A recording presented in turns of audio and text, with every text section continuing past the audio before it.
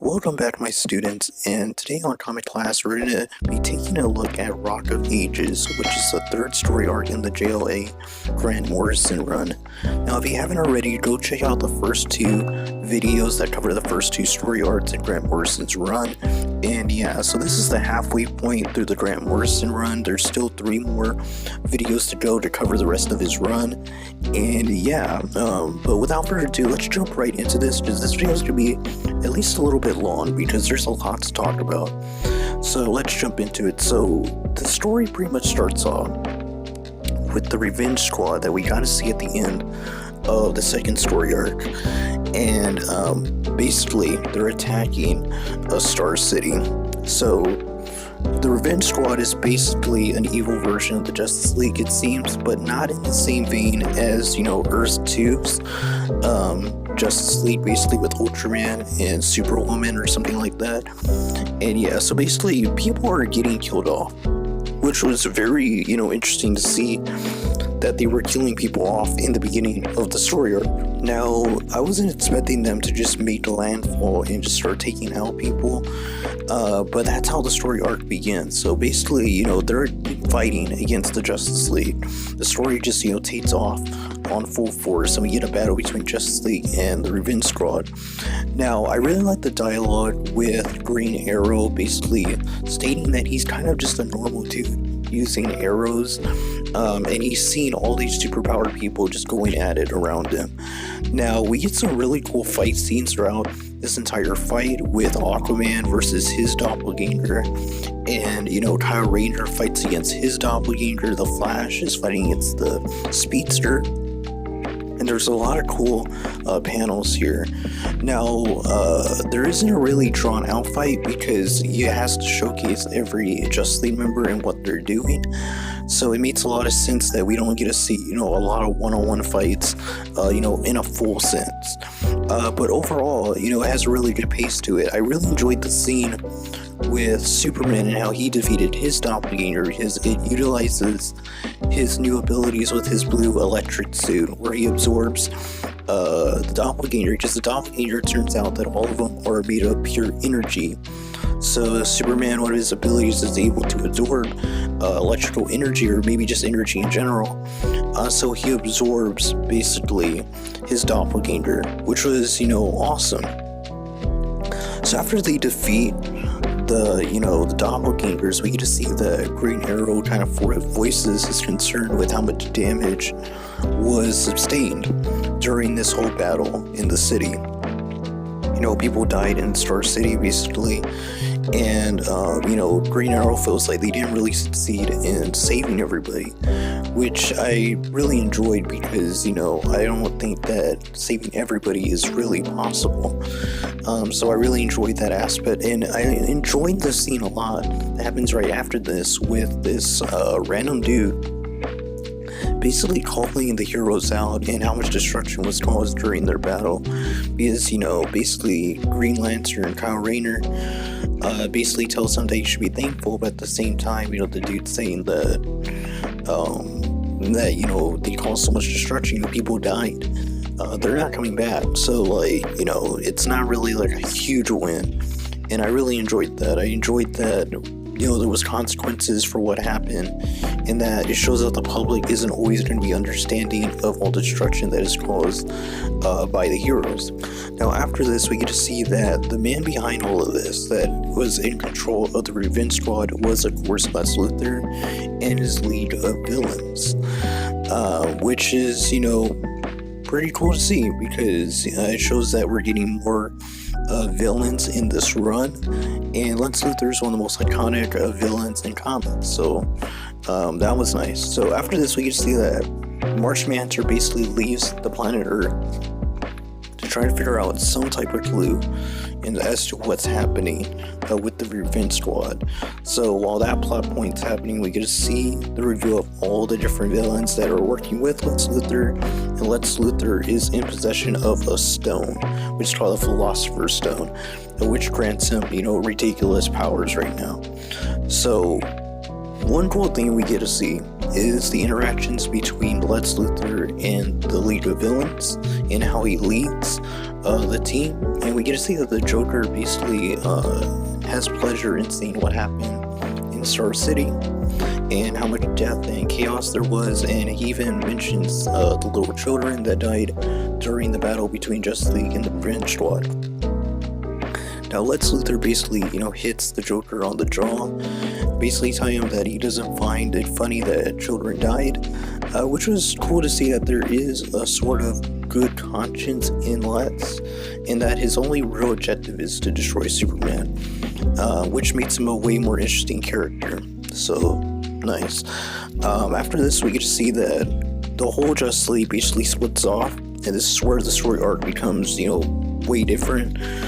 Superman and Martian Manhunter go off on their own to go investigate the space station, and Kyle Rayner, along with the Flash and Aquaman, are heading off to do a different mission. But during this mission, as they're about to head off, they're interrupted by Metron, which is the guy that sits on the Mobius chair. He's one of the new gods, and he basically tells them that they need to come with him because Darkseid is planning a takeover, and he needs their help. So they get teleported with Metron to the place where Darkseid's at. So basically, going back to the Joker and Martian Manhunter and Superman, when Superman and Martian Manhunter basically arrive to go check out the space station, they get interrupted by a space station basically having some sort of mind control, or it's some type of manipulation of reality, and Lex Luthor lets Joker take control to kind of make it to where it's hard for them to figure out. But Martian Manhunter basically lowers his mind's capacity to kind of make himself crazy so that they can get through this maze of obstacles that the Joker is creating.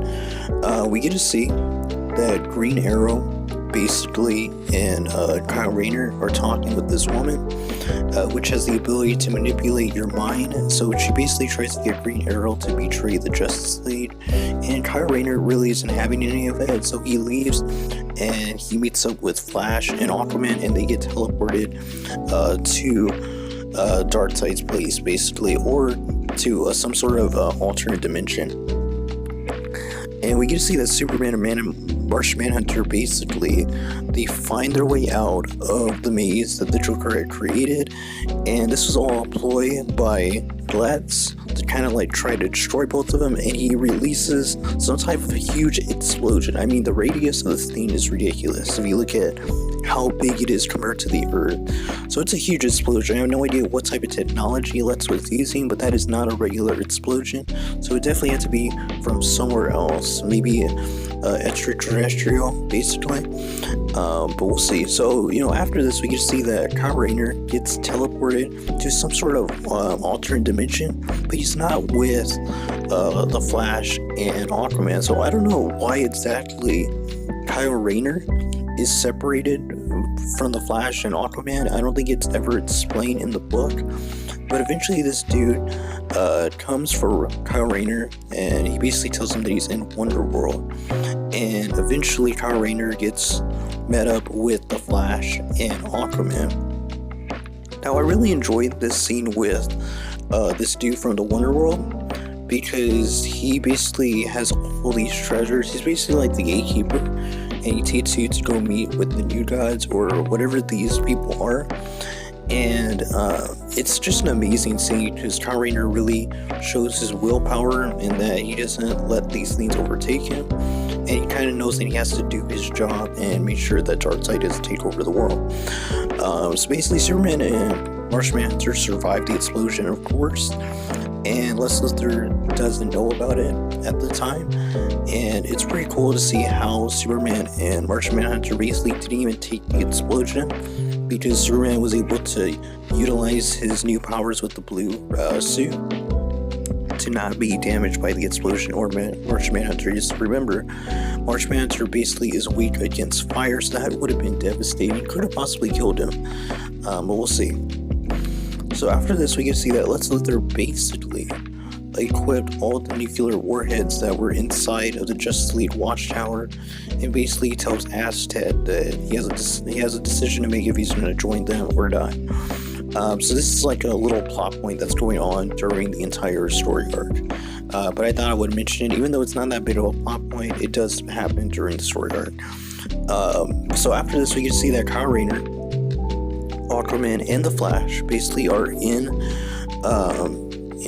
I guess you say they have an audience of these new gods, or whatever these things are, the rulers of Wonderworld, and they basically bargain with them and tell them to send them back to Earth because they have to protect it from the Revenge Squad. Just at this point, they don't know what exactly is going on, and that Lex Luthor is behind everything, or about the stone. So, during this, we get a tease that there's a bigger threat that is coming whenever, they finish their battle with the Revenge Squad. There's something in the future that is coming very soon that's going to be a huge threat to the universe. So, just a little teasing from Grant Morrison for a future story arc, I'm guessing. We get to see that basically what they're going to do is they're going to send the Flash, Kyle Rayner, and Aquaman, which Kyle Rayner is holding on to Aquaman and the Flash. The Flash is going to have to move at light speed or beyond light speed. So basically their bodies are going to turn into light molecules so that they can survive the trip back to Earth. It's pretty crazy. It's really cool, the machine that they're using. It's basically, I guess, New Genesis technology, or Apocalypse / New Genesis technology. I have no idea. But basically that's what they're doing. So we learn that Batman finds out that Mirror Master is basically working with the League of Villains, or the Legion of Doom, I think that's what it's called. And basically he hires Mirror Master, because Mirror Master is not loyal to anybody.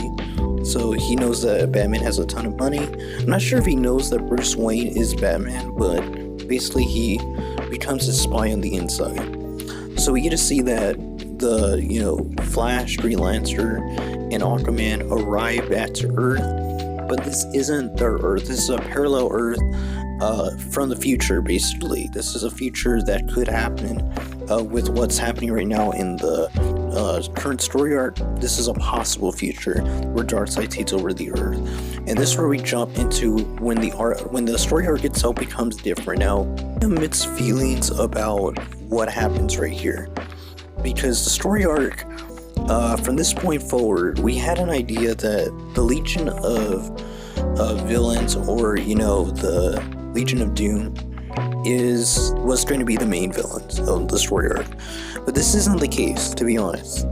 The Legion of Doom was only used to set up Darkseid in this possible future. So this story arc isn't really about what's happening in the present, but what happens in the future, a possible future. It's kind of a dystopian future story arc. So I have very mixed feelings about this. As we go through this, you'll see that there's a lot of good stuff in it, but at the same time, I feel like it really does break the story into like two pieces, and I really enjoy one piece story arcs. So without further ado, let's just keep going. So basically, this is an alternate future. This is a future that could happen if the Philosopher's Stone that Lex is holding gets destroyed. So basically, Aquaman and Kyle Rayner and the Flash basically take control of their future bodies. They don't have their regular bodies anymore. So basically their soul goes into these versions of themselves. So they basically have to find a way to get back to their Earth to prevent this future.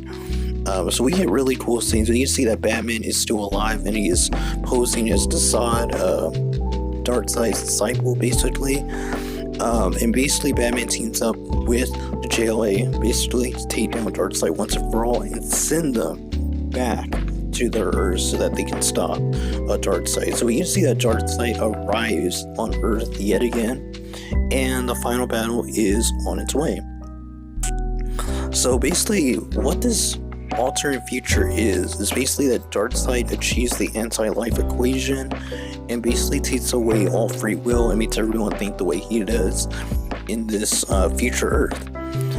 So it's pretty, crazy to see him actually achieve it. I believe he achieves it in Final Crisis, but I've never read that story arc, and I might cover it on the channel eventually, but it's not on my read list yet. So I have a lot of stuff I have to cover with the JLA right now. But it is definitely going to be a future video, as I have heard Final Crisis is an amazing story. So anyway, so we go into the JLA basically showing up against Darkseid, and they have a mission to send Aquaman, Flash, and Kyle Rayner back to Earth, back to their Earth. So basically, you know, they tricked Darkseid. Things Zod is still alive, and we get to see a fight, very brief fight between Wonder Woman and Darkseid. And we get this cool scene with Batman basically outsmarting Metron. Now, Metron is a very smart person, so Batman didn't really, I don't know how to really explain it, he didn't outsmart him.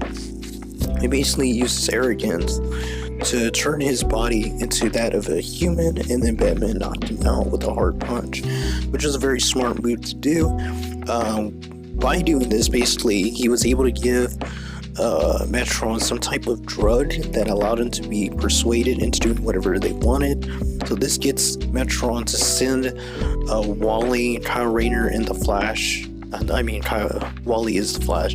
The Flash, Kyle Rayner, and Aquaman back to their Earth. So they achieved their goal in sending him back to Earth. And after this, Batman already knows these are gonna die. You know, this is an alternate version of Batman and Wonder Woman, so they both die.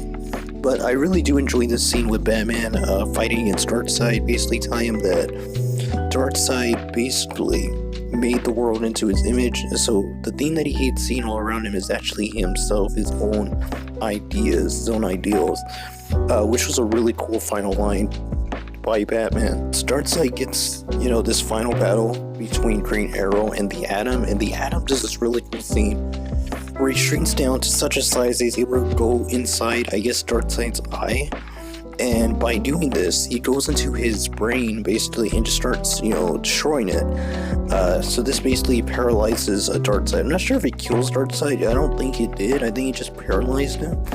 But considering that Darkseid is a new god, I'm pretty sure he has some type of regeneration, or he has some way to preserve himself. I mean, we know that Darkseid only uses avatars, so this isn't really Darkseid. He'll have another version of himself, but it's not really explained if Darkseid is killed or not, but I'm pretty sure he's not. I mean, I'm pretty sure the Atom's not going to kill Darkseid, who is a new god. But I do think he did paralyze him. So at the end, we get to see that, you know, what's his name? Orion, Darkseid's son, basically was going to destroy Darkseid and I guess the entire universe, this alternate universe. It does make it seem like he does do it, but I don't think it's clarified if he actually destroys it or not. I mean, the universe itself is going to be destroyed, because once they change the past, it should change the future, so I have no idea why this was in there, other than, you know, Orion having this moment with his father, I guess, and more development for his character. Orion is a very cool character. But after this, we finally go back into what the story arc was about with Lex Luthor and Legion of Doom, and we find out that the Joker basically was Plastic Man in disguise. And after this, a battle ensues between Lex Luthor and Legion of Doom versus the Justice League, and we get to see people betraying people. Green Arrow reveals that he's not actually working for Legion of Doom like he said he was going to do. And we get to see, again, superheroes just battle it out with the supervillains. And we get to see that Batman, Superman, and Martian Manhunter arrive back on Lex's ship. Basically, they finally get here and tell Lex that there's going to be a meteor or some type of rock crashing into the satellite, so he has no choice but to disarm the nuclear warheads that are in their tower and to head back with them, basically going to prison. So we get to see, again, a huge battle breaks out between the villains and the heroes, and we get to see Dr. Light use his abilities to affect Superman's blue electric suit abilities, which is cool that we finally get to see some weaknesses to Superman's blue suit. Like I said, there's not really much to talk about from this point on, because it's just mainly action scenes, basically playing hot potato with the Philosopher's Stone, and eventually Superman gets hold of it and basically says that he's going to destroy it. And after this, we get to see that Martian Manhunter basically stops Superman from destroying the Philosopher's Stone and says that he got a telepathic connection with Kyle Rayner telling him not to do it, And basically, Marshman Hunter is so strong in telepathic abilities that he was able to, see all the things that Kyle Rayner saw when they were on Darkseid's world in that alternate future, which just shows how good he is at telepathy. Basically, the ship explodes, and Lex Luthor and the Legion of Doom basically go on the JLA watchtower. So they're all going to be going to jail.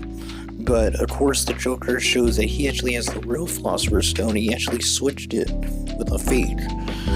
So basically, he starts utilizing its power, subconsciously, I guess, or maybe he's just trying to do it. And it's showing all around the world that there's tons of chaos happening because of the Joker influencing it with the Philosopher's Stone. So basically, Marshman Hunter uses his ability, telepathy, to basically make the Joker sane. And this one, Lex Luthor uses the Joker's sanity to get him to undo all the deaths that happened in Star City, basically freeing him of any charges. So this basically means Lex goes free, and Joker does do it. So basically everyone in Star City that died in the beginning of the story arc basically are fine now. And this does, free Lex of any charges, which gets him out of it. He's a very smart dude, which is why he's one of the greatest villains in DC's universe. Basically, the Joker becomes insane again at the end. And basically, Metron gets handed the Philosopher's Stone to take to wherever he needs to take it to. But Metron as well warns the Justice League of a threat coming in the future, which leaves them all stunned.